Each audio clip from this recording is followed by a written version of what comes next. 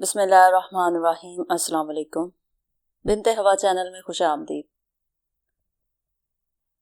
Video کے آغاز سے پہلے ایک بار درود پاک پڑھ کر حضور نبی کریم خاتم النبیین حضرت محمد صلی اللہ علیہ وآلہ وسلم کی خدمت میں درود پاک کا تحفہ پیش کریں گے تاکہ آخرت میں ہمارے لیے ہماری نجات کا سبب بن سکے۔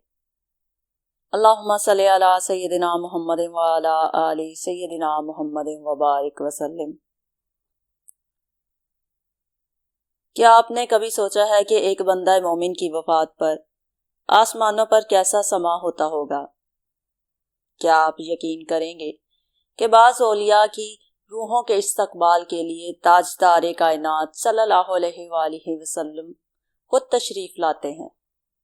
کیا آپ نے کبھی ایسا جنازہ دیکھا یا سنا ہے جس پر پرندوں کے پروں کا سائبان بن جائے؟ آج ہم آپ کو ایک ایسے عاشق الہی کا قصہ سنانے جا رہے ہیں جس کی زندگی بھی اللہ کی محبت میں گزری اور جس کا وصال بھی اللہ کی رضا میں ہوا۔ یہ قصہ ہے حضرت ذوالنورین مصری رحمۃ اللہ علیہ کا، جن کی روح کا استقبال خود نبی کریم صلی اللہ علیہ وآلہ وسلم نے فرمایا اور جن کے جنازے پر پرندوں نے پروں کا سائبان بنایا۔ چلیے آئیے اس ولی کامل کی آخری رات کی روح پرور داستان سنتے ہیں، ایک ایسی رات جس نے بغداد کی 70 اولیاء کو خواب میں بیدار کر دیا۔ اگر آپ نے ابھی تک ہمارے چینل کو سبسکرائب نہیں کیا تو ابھی سبسکرائب کریں اور ویڈیو کو لائک ضرور کریں، کیونکہ آپ کی ایک چھوٹی سی حوصلہ افزائی ہمیں ایسے ہی روحانی واقعات آپ تک پہنچانے کا حوصلہ دیتی ہے۔ حضور داتا گنج بخش علی حجویری رحمۃ اللہ علیہ کشف المحجوب میں روایت کرتے ہیں کہ جس رات حضرت ذوالنورین مصری کا انتقال ہوا، کسی کو خبر نہ تھی کہ آج رات ان کا انتقال ہو گیا ہے۔ اس ایک رات شہر بغداد کے 70 اولیاء کو تاجدار کائنات صلی اللہ علیہ وآلہ وسلم کی زیارت ہوئی اور ہر ایک نے دیکھا کہ حضور صلی اللہ علیہ وآلہ وسلم بغداد تشریف لائے ہیں۔ خواب میں ہر ولی نے پوچھا کہ یا رسول اللہ صلی اللہ علیہ وآلہ وسلم آپ کیسے تشریف لائے ہیں؟ آپ صلی اللہ علیہ وآلہ وسلم نے فرمایا، ذوالنورین مصری کی وفات ہوئی ہے، اس کے روح کے استقبال کے لیے آیا ہوں۔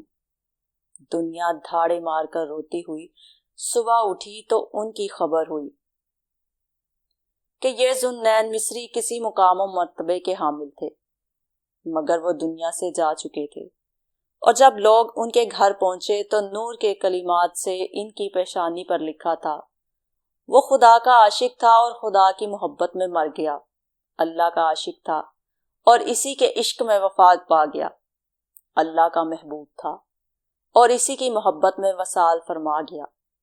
سخت گرمیوں کے دن تھے، ان کا جنازہ اٹھایا گیا۔